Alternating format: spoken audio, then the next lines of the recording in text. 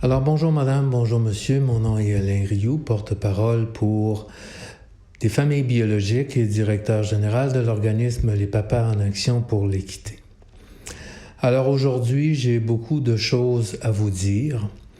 Si vous avez des enfants et que vous comptez avoir des enfants et que vous résidez au Québec, je vous recommande fortement d'écouter cette vidéo jusqu'au bout.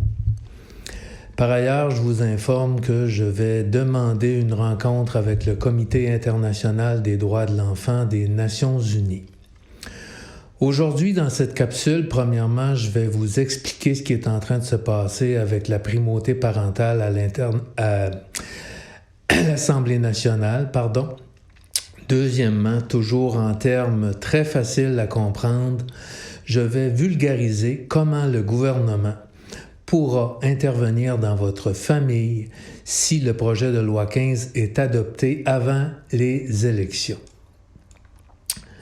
Dans une autre capsule, je vais m'adresser à notre premier ministre, M. François Legault, pour lui dire ce que je pense de la première semaine parlementaire d'études détaillées de son projet de loi numéro 15. Ensuite, une autre capsule aura pour but de qualifier ce qui se passe à la 42e législature du gouvernement caquiste. Dans une autre capsule, je vais m'adresser à la population pour l'inviter à se mobiliser sérieusement avant l'adoption de ce projet de loi qui fait froid dans le dos. La commission parlementaire est ajournée depuis jeudi passé pour les 2 prochaines semaines et vous aurez le temps d'agir avant la reprise des travaux. Ceci étant dit, je débute sans tarder. J'aimerais aussi répondre aux questions. Plusieurs personnes me demandent si le projet de loi est adopté. Non, le projet de loi n'a pas été adopté. Il risque d'être adopté d'ici la fin de la session parlementaire de cet hiver. Donc, cette semaine et la semaine prochaine, la commission est ajournée. Mais la semaine passée, en date des 23 et 24 février 2022, les articles 1 à 6 du projet de loi ont été amendés et adoptés à l'Assemblée nationale. Par conséquent, les parents d'un enfant domicilié au Québec doivent bien comprendre les conséquences de l'adoption des articles qui ont été adoptés la semaine passée. Les parents d'un enfant vivant sur le territoire québécois doivent également être conscients que si le projet de loi 15 est adopté par l'Assemblée nationale avant le 10 juin 2022, qui marquera la fin de la session parlementaire en cours, que leurs droits familiaux fondamentaux seront réduits à presque rien, voire anéantis. Pour que ce soit clair aux yeux de tous, je vous présente dans une forme vulgarisée les choix du ministre Lionel Carman et de quelques députés qui siègent sur la commission. Le principe de primauté parentale qui était rédigé à l'article 2.2 de la loi sur la protection de la jeunesse a été supprimé sans la moindre discussion, aucun commentaire, pas un seul mot, comme si c'était une simple banalité. Pourtant, l'article 2.2 définissait que la responsabilité d'assumer le soin, l'entretien et l'éducation d'un enfant et d'en assurer la surveillance incombe en premier lieu à ses parents. Ce droit fondamental de la famille biologique sera remplacé par une phrase faisant référence aux droits et obligations parentales du Code civil du Québec. Toutefois, cette simple référence est pleinement subordonnée et entièrement soumise aux nouveaux droits de la protection de la jeunesse par le projet de loi 15 du gouvernement Legault. Alors, les parents d'un enfant doivent comprendre qu'ils seront facilement privés de leurs droits et soustraits de leurs obligations à la demande d'une intervenante de la DPJ lorsque le tribunal sera saisi avec une disposition contraire de la nouvelle loi sur la protection de la jeunesse. Autrement dit, une simple disposition contraire de la loi sur la protection de la jeunesse aura priorité incontestable sur tous vos droits familiaux prévus dans le Code civil et dans les chartes. Cette loi est une loi d'exception, c'est vrai. Vous et votre famille, vous vous croyez à l'abri, peut-être, mais il suffit d'un signalement et vous êtes dans le bateau et vous ne pourrez rien faire, même si pour vous, vous êtes un bon parent aimant. Enfin, vous ne saurez jamais qui vous a signalé à la DPJ. Avant de continuer, je tiens à préciser qu'il y a 120 000 signalements par année au Québec et que ça augmente sans arrêt. Alors, entre la naissance et l'âge adulte de votre enfant, il y aura eu de 2 à 3 millions de signalements dans la province de Québec où vivent 1,5 million d'enfants de moins de 18 ans. À cause du projet de loi 15 et des décisions qui ont été prises cette semaine par un ministre et quelques députés élus, vous devez bien comprendre ce qui pourra vous arriver le jour où un signalement sera fait contre vous et que ce signalement sera retenu pour la DPJ qui ouvrira un dossier au nom de votre enfant.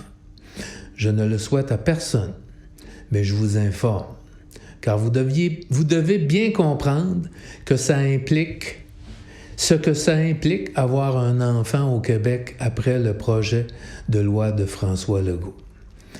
Tous les enfants du Québec seront pleinement et entièrement soumis au pouvoir absolu de l'État québécois par une loi d'exception. Le gouvernement pourra confier la responsabilité d'assumer le soin, l'entretien et l'éducation de votre enfant biologique à une autre personne et cette personne sera choisie par la DPJ. La force de cette nouvelle loi sur la protection de la jeunesse empêchera votre exercice de droits fondamentaux, de droits parentaux du Code civil du Québec et renversera même certains droits garantis par les chartes des droits et libertés. Alors, voilà ce qu'il y a à comprendre sur la partie de la primauté parentale. Elle reste dans la charte et le Code civil, mais au Québec, après un signalement à la DPJ, votre primauté parentale sera morte de sa belle mort. Maintenant, on arrive à la deuxième partie. Pour que vous compreniez mieux et pour que je puisse vous expliquer tout ça, tout ce que ça veut dire dans sa plus simple expression, il faut d'abord que je vous donne quelques explications très, très importantes. Cette semaine, le gouvernement caquiste a déclaré par la bouche de Lionel Carman que l'intérêt de l'enfant sera la condition primordiale dans l'application de la protection de la jeunesse par la DPJ au Québec. On regarde un petit extrait vidéo. Et par la suite, vous pourrez nous lire votre amendement. Sentez ma fébrilité à lire l'amendement, M. le Président. Donc, considérant que l'intérêt de l'enfant est une considération primordiale dans toute décision prise à son sujet, et l'amendement se lit comme suit. Remplacé dans le deuxième alinéa du préambule de la loi sur la protection de la jeunesse, proposé par l'article 1 du projet de loi, une par la. Cet amendement vise à remplacer une considération primordiale par la considération primordiale. Cette modification a été soulevée lors des consultations particulières relatives au projet de loi, afin d'éviter toute ambiguïté quant à la primauté de l'intérêt de l'enfant. Donc, l'article modifié se lirait comme suit. La loi sur la protection de la jeunesse, chapitre P34.1, est modifiée par l'insertion après le titre de ce qui suit. Considérant que le Québec s'est déclaré lié par la Convention relative aux droits de l'enfant par le décret numéro 1676-1991 du 9 décembre 1991, considérant que l'intérêt de l'enfant est la considération primordiale dans toute décision prise à son sujet. Merci, monsieur. De la même manière, le premier ministre En décembre 2021, M. Legault a déclaré publiquement que son gouvernement va mettre l'intérêt de l'enfant avant sa famille biologique. Alors, cette semaine, l'intérêt de l'enfant a été mis au rang le plus élevé dans notre système de justice. Pourquoi? Pourquoi qu'on fait ça? On fait ça parce que c'est ce que la commission Laurent, une commission qui a été créée par François Legault, cette commission a recommandé au gouvernement de François Legault de le faire, mais au fond, on fait ça parce que c'est la DPJ et les employés de la DPJ qui veulent ça. On fait ça parce que ça donne au gouvernement pas un, mais le pouvoir absolu sur tous les enfants qui vivent au Québec. On fait ça pour que le gouvernement, parce que le gouvernement veut passer avant la famille biologique sur le droit de l'enfant. La vérité, c'est qu'on a fait ça parce que c'est la DPJ qui décide de l'intérêt de l'enfant au Québec. Et personne ne pourra plus s'opposer à la DPJ. La DPJ, c'est le gros bras du gouvernement, point à la ligne. C'est une loi d'exception, comme le dit le ministre, mais soyons lucides. Les familles riches sont épargnées. Cette loi-là vise les familles vulnérables et rien ni personne ne pourra empêcher le gouvernement de prendre votre enfant pour le donner à une famille riche ou le placer à l'adoption ou en famille d'accueil. Vous aurez beau vous priver de manger, emprunter des dizaines de milliers de dollars et dépenser une fortune à payer des avocats. Plusieurs parents l'ont fait avant vous et beaucoup d'autres vont le faire. Mais après le projet de loi, sous le prétexte de l'intérêt de l'enfant, le pouvoir du gouvernement sur vos enfants devient total. Est-ce que c'est correct? Est-ce que c'est juste? Est-ce que c'est raisonnable? Est-ce que nous devons accepter ça? Personnellement, ma réponse est non, parce que l'exercice de ce pouvoir n'a aucune limite, aucune véritable surveillance. Tout est confidentiel, ça se passe à huis clos. Et dans la vraie vie, ce pouvoir est exercé de manière arbitraire et en cachette, parce que la population ne sait pas ce qui se passe. Les familles vulnérables sont isolées, ignorées, et la loi leur interdit de révéler ce qu'ils ont vécu avec la DPJ. C'est interdit par la loi. Et les grands médias supportent le gouvernement et son projet de loi 15. Si vous avez confiance en ce système, je respecte votre opinion. Vous pouvez être en accord avec les directrices de la DPJ, Mme Régine Laurent, M. Lionel Carman et François Legault, c'est votre choix. Mais ce n'est pas le mien parce que je sais ce qui se passe. Je crois sincèrement que si la majorité des parents du Québec connaissaient le dossier comme je le connais, s'ils comprenaient ce que je comprends, ils ne seraient pas en accord, tout comme moi, c'est-à-dire qu'ils n'accepteraient pas cette loi. Maintenant, si vous aimez mieux croire Mme Claire Sanson qui a osé prétendre devant la commission que les parents qui ont envoyé 15 000 courriels à ma demande ne comprennent rien, ce qui veut aussi dire que moi, je ne comprendrai rien à ce projet de loi et que je parlerai à travers mon chapeau. Alors, très respectueusement, Madame, Monsieur, je vous demande d'arrêter cette vidéo immédiatement et de faire autre chose. Moi, Alain Rioux, je vois que Mme Sanson ne connaît pas le dossier à fond et c'est évident qu'elle ne devrait pas siéger sur cette commission parce qu'elle n'a pas les connaissances suffisantes pour décider du sort des enfants du Québec. Oublions la majorité des parents du Québec et la commission parlementaire pour quelques instants et allons voir ce qui se passe à la Cour suprême.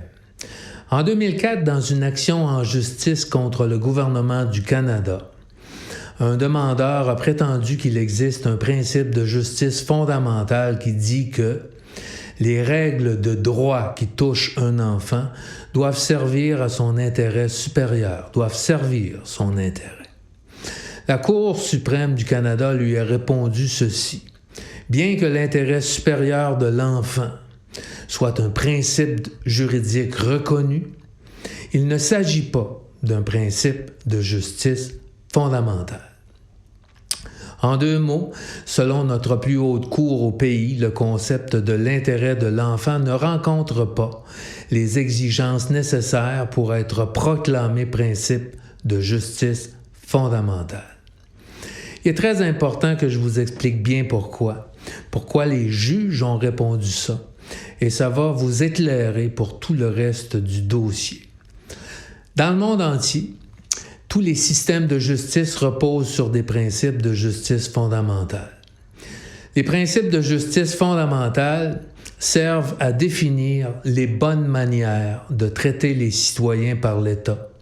Et ça fait des siècles qu'on marche comme ça. Nous sommes des humains qui vivent ensemble dans une société. Donc, le judiciaire doit observer des règles qui garantissent une sécurité juridique aux citoyens pour qu'on puisse se défendre contre des abus discrétionnaires éventuels des employés du gouvernement ou de l'État lorsque c'est déraisonnable. C'est essentiel pour administrer la justice dans un pays qui respecte la dignité de ses justiciables, qu'ils soient des enfants, des femmes, des hommes ou des non-binaires. Un principe de justice fondamentale, ça ne sort pas d'une boîte de céréales, ça se trouve dans les traditions qui existent depuis longtemps dans notre société. Et ça vient aussi du meilleur qu'on trouve dans l'ensemble de toutes les décisions qui ont été rendues par les tribunaux. Toutefois, un principe de justice fondamentale, ça doit être très clair pour tout le monde et ça doit être facilement applicable à toutes les situations qui seront jugées au tribunal. Par exemple, un individu ne peut pas être le juge de ses propres crimes. Si ce principe de justice fondamentale n'existait pas, n'importe qui pourrait tuer son voisin et se proclamer innocent. Un autre exemple, tout le monde a droit à se défendre devant un juge. Si ce principe de justice fondamentale n'existait pas, votre ex-conjoint pourrait vous accuser de l'avoir battu et vous devriez accepter d'être condamné sans rien dire, sans qu'un avocat ne puisse vous représenter et sans pouvoir exposer des faits contraires. Donc, vous auriez le même droit qu'un tapis sur lequel on va s'essuyer les pieds et non pas comme un être humain qui a une personnalité juridique. Autrement dit, un principe de justice fondamentale, c'est une chose très facilement comprenable pour tout le monde et personne ne peut le contredire sans avoir l'air du dernier des imbéciles. Maintenant, la définition du principe de justice fondamentale est bien comprise, selon moi. On va revenir au concept de l'intérêt de l'enfant et se questionner ensemble sur ce principe. Est-ce que l'intérêt de l'enfant peut, oui ou non, devenir un principe de justice fondamentale en 2022 au Québec? 3 exigences sont nécessaires pour que l'intérêt de l'enfant soit utilisé comme un principe de justice fondamentale dans une loi québécoise. Premièrement, au paragraphe 8 de sa décision de 2004, la Cour suprême précise que l'intérêt de l'enfant doit d'abord être un principe juridique. C'est-à-dire que pour utiliser l'intérêt de l'enfant comme principe de justice fondamentale, il ne faut pas bafouer un autre principe de justice fondamentale garanti. Par exemple, il faut que ça marche bien avec le fait que personne ne peut violer le droit à la vie, le droit à la liberté et à la sécurité d'une autre personne. Puisque le Canada est signataire des conventions internationales et que l'intérêt supérieur de l'enfant est un principe juridique établi en droit international et en droit canadien, la Cour suprême a conclu que, oui, l'intérêt de l'enfant passe le test de la première exigence. Deuxième critère, il faut un consensus social sur ce fameux caractère primordial. Alors, est-ce que L'ensemble des Québécois et des Québécoises sont d'accord pour dire que l'intérêt de l'enfant possède le caractère primordial ou fondamental. Mais attention, pas dans n'importe quelle situation. Il faut que ce soit primordial dans la notion de justice. Autrement dit, il faut que ce soit essentiel que l'intérêt de l'enfant devienne la seule et l'unique considération devant un tribunal et que toute la population soit d'accord avec ça. Est-ce que c'est vraiment le cas? Pour la Cour suprême, l'intérêt de l'enfant ne satisfait pas la deuxième condition, et c'est ce que je pense également. Dans les 2 dernières semaines, il y a au moins 15 000 familles qui n'étaient pas d'accord avec le projet de loi 15. Et il y en aura bientôt, probablement plus encore. Les honorables juges de la Cour suprême ont dit que même si l'intérêt de l'enfant est largement utilisé dans les lois et que ça doit être sérieusement pris en considération, l'intérêt de l'enfant n'est pas une condition essentielle à l'exercice de la justice. Et on parle de justice. On ne parle pas d'un choix de fonctionnaire. Une loi, ça se décide au tribunal. C'est au tribunal que la décision finale se fait. Pas dans un bureau de la DPJ, mais rappelons-nous nos exemples. Personne ne peut rendre justice soi-même. Tout le monde peut se défendre au tribunal. Ça, c'est clair. L'intérêt de l'enfant, c'est pas aussi clair que ça. Si on regarde d'où vient l'intérêt de l'enfant, qu'est-ce que ça veut dire l'intérêt de l'enfant dans le droit international? C'est au paragraphe 3, premier alinéa de la Convention relative aux droits de l'enfant que l'intérêt de l'enfant est défini. L'intérêt de l'enfant, c'est juste une considération primordiale. Et là, ça veut pas du tout dire que c'est la considération primordiale. C'est une considération et il y en a d'autres. Pour conclure sur la deuxième exigence, comme principe de justice fondamentale, l'intérêt de l'enfant ne fait pas consensus dans toute la population et la chose a déjà été rejetée par la Cour suprême. Passons à la troisième exigence. Pour être consacré principe de justice fondamentale, l'intérêt de l'enfant doit pouvoir être identifié avec précision et donner des résultats prévisibles. Malheureusement, l'intérêt de l'enfant, il n'y a rien de plus flou et d'aussi vague que ça. Jusqu'à aujourd'hui, aucune loi et aucun pays n'a été capable de fournir une définition avec précision sur ce que doit être l'intérêt de l'enfant. Même si tous les politiciens disent être en faveur de l'intérêt de l'enfant, ils ne savent pas ce que ça veut dire avec précision. C'est un concept fourre-tout. L'enfant a été élevé au rang de sujet de droit depuis 50 ans. Mais en 2022, tous les experts, tous les avocats, tous les intervenants, tous les juges et tous les citoyens peuvent avoir une opinion différente sur la situation de l'enfant, sur l'intérêt de l'enfant. Si un bébé de 6 mois est sujet de droit et qu'il a les mêmes droits qu'un adulte, comment voulez-vous qu'il exerce son droit de se défendre devant un tribunal quand ce bébé ne sait que gazouiller et pleurer?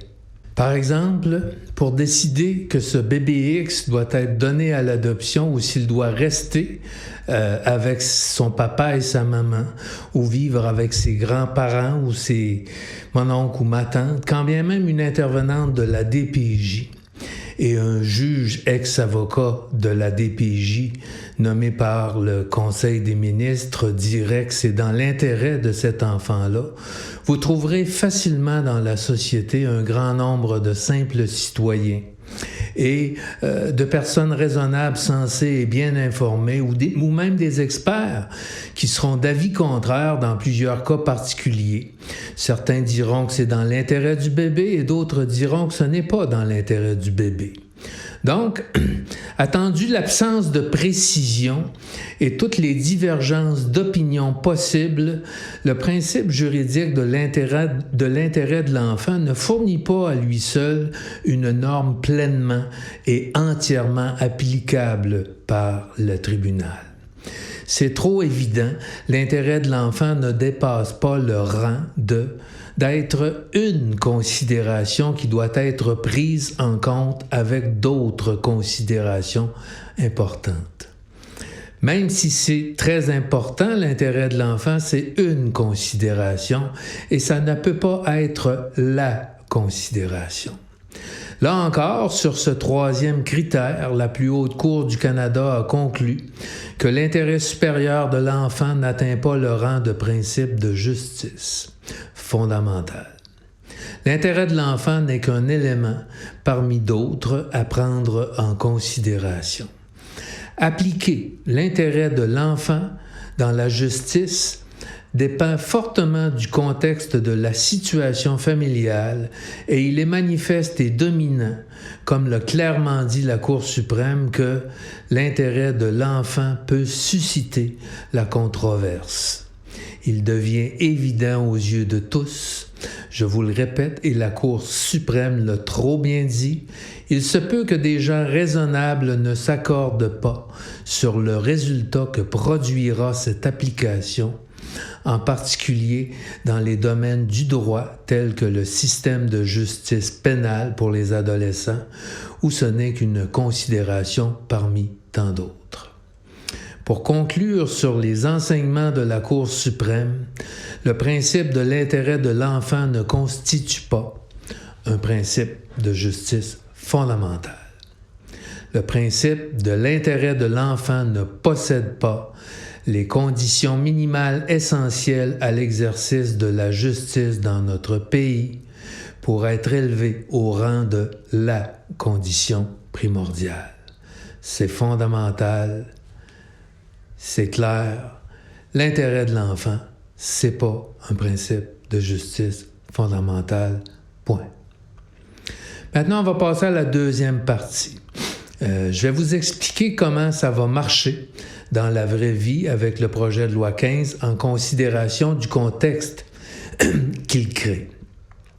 Je vais vous présenter en 10 points une forme vulgarisée des articles adoptés par le ministre et les députés la semaine passée à l'Assemblée nationale. Considérant qu'au Québec, le concept de l'intérêt de l'enfant a été élevé au rang supérieur plus haut que sa valeur réelle et internationalement reconnue dans la Convention internationale des droits de l'enfance, où il n'est qu'une considération, malgré qu'elle soit primordiale.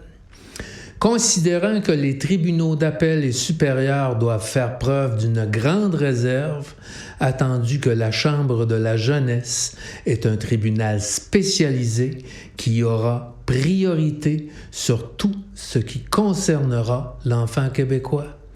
Considérant qu'un juge de la Chambre de la jeunesse doit posséder des éléments de preuve contraires est suffisant pour rejeter une demande de la DPJ et que les juges de la Chambre de la jeunesse sont majoritairement d'ex-employés de la DPJ, considérant que la nouvelle valeur du concept de l'intérêt de l'enfant upgradé à la condition primordiale va être intégrée dans le droit québécois par le projet de loi 15 et que ce concept et lui seul décidera du sort de l'enfant québécois. Considérant qu'au Québec, c'est la DPJ qui possède l'autorité juridique de déterminer l'intérêt de l'enfant et que la DPJ est reconnue par notre système judiciaire comme étant l'expert incontesté pour décider de l'intérêt de l'enfant québécois. Considérant que la DPJ a remporté 98,4% de toutes les demandes prises en charge d'enfants québécois dans les 10 dernières années, considérant qu'à la demande de la DPJ, les nouvelles dispositions du projet de loi caquiste renforcent énormément le pouvoir de la DPJ en réponse à sa propre demande, Considérant qu'il n'existe aucun organisme indépendant pour surveiller la DPJ ou pour casser ses demandes, mais que la Commission des droits de la personne et de la jeunesse ou le protecteur du citoyen ne peuvent que rédiger des recommandations, considérant toutes les révélations qui m'ont été confiées par des centaines de parents de tous les coins du Québec, je vous présente aujourd'hui, Madame, Monsieur, en 10 points et dans une forme vulgarisée, le résultat des articles qui viennent d'être adoptés par le ministre Carman et quelques élus. Ces nouvelles dispositions du projet de loi 15 créent le nouveau guide d'intervention de l'État, du gouvernement, auprès de tout enfant qui vivra au Québec dans sa famille.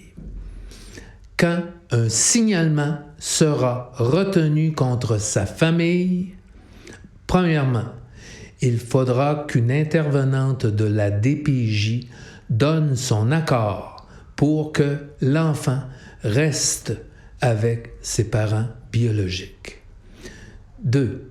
Prenez acte que, même si l'enfant n'est pas en danger, il peut être retiré de la garde de ses parents sur le champ. Une pure spéculation de risque quelconque suffit. C'est un choix préventif au bon vouloir de l'intervenante de la DPJ qui peut se saisir immédiatement d'un enfant sans demander l'autorisation d'un juge. 3. Si l'intervenante de la DPJ n'est pas en accord pour qu'un enfant reste avec ses parents biologiques, l'enfant sera peut-être confié ou temporairement confié à ses grands-parents ou à un de ses oncles ou tantes. C'est déjà comme ça que ça marche et c'est dans la jurisprudence. 4. Si l'intervenante de la DPJ n'est pas en accord pour que l'enfant reste avec ses grands-parents, l'enfant sera placé en famille d'accueil ou dans un autre milieu. Si l'intervenante de la DPJ n'est pas en accord pour qu'un enfant québécois retourne vivre avec ses parents biologiques ou avec ses grands-parents biologiques ou un oncle ou une tante, l'enfant sera placé en famille d'accueil jusqu'à sa majorité où il sera adopté par des parents qui généralement sont plus fortunés et mieux éduqués. De plus en plus, ce sont des couples de professionnels infertiles ou LGBT. 6. Lorsque l'enfant est retiré de son milieu familial, l'intervenante de la DPJ peut exiger que les contacts soient supervisés ou interdits et que le lieu où vivra l'enfant soit inconnu des parents. 7. Lorsque l'enfant est retiré de son milieu familial, il faut qu'une intervenante de la DPJ donne son accord pour que les parents biologiques puissent continuer à s'impliquer dans la vie de l'enfant ou qu'ils reçoivent de l'aide de première ligne. 8. L'intervenante de la DPJ doit tenir compte des caractéristiques des minorités ethnoculturelles, notamment dans le choix du milieu de vie substitut pour l'enfant. Toutefois, ce n'est qu'une considération parmi tant d'autres qui peut facilement être balayée ou renversée du revers de la main par la considération primordiale qui est l'intérêt de l'enfant. Et encore une fois, l'intérêt de l'enfant ou d'un bébé, c'est une chose qui appartient et qui se décide par la DPJ. 9. Lorsque l'enfant est retiré de son milieu familial, la DPJ préparera immédiatement un projet alternatif, soit pour placer un enfant en famille d'accueil jusqu'à sa majorité ou pour le faire adopter. 10. L'intervenante de la DPJ devra maintenant faire des choix plus rapides qu'avant dans l'intérêt de l'enfant. Avec le projet de loi 15, une nouvelle considération est aussi primordiale. C'est ce que la commission Laurent voulait et la DPJ aussi, c'est-à-dire compte tenu de la notion de temps chez l'enfant. Alors attendez-vous à ne pas avoir beaucoup de temps pour organiser votre défense. Bien entendu, entre vous et moi, il y a un autre avantage à fermer rapidement votre dossier. Ça coûtera beaucoup moins cher au gouvernement. Le temps de l'enfant, c'est aussi de l'argent pour le gouvernement. Maintenant, ceci étant dit, je ne peux pas présumer que vous m'avez bien compris et peut-être que vous pensez comme les caquistes qui me haïssent, mais le principe de l'intérêt de l'enfant n'est pas et ne peut pas être la condition primordiale dans cette loi d'exception. Je respecte votre opinion si vous pensez que le gouvernement caquiste de François Legault est magnifique et que les juges de la Cour suprême sont complètement dans le champ ou que la Convention des droits internationaux ne s'applique pas au Québec, comme on me l'a déjà dit dans des commentaires sur la page Facebook Les Papas en Action, ou qu'on m'a déjà dit que je suis un imbécile, de croire au droit international parce que c'est juste bon pour le tiers-monde. Vous avez le droit de penser comme ça. Vous avez le droit de penser qu'ici au Québec, on est super cool, qu'on n'est pas des racistes et que notre fameux Québec fou de ses enfants est le meilleur endroit du monde pour fonder une famille. Vous avez le droit de voter pour François Legault aux prochaines élections. C'est un choix démocratique, mais ce n'est pas le choix démocratique primordial. Maintenant, pour tous ceux qui croient être à l'abri et qui croient que dans une famille normale, la DPJ ne peut pas intervenir, je vais vous raconter 4 petites histoires qui m'ont été racontées par des intervenants de la DPJ. Une mère qui devait se présenter au tribunal n'a pas pu s'y rendre parce qu'elle avait accouché la même journée.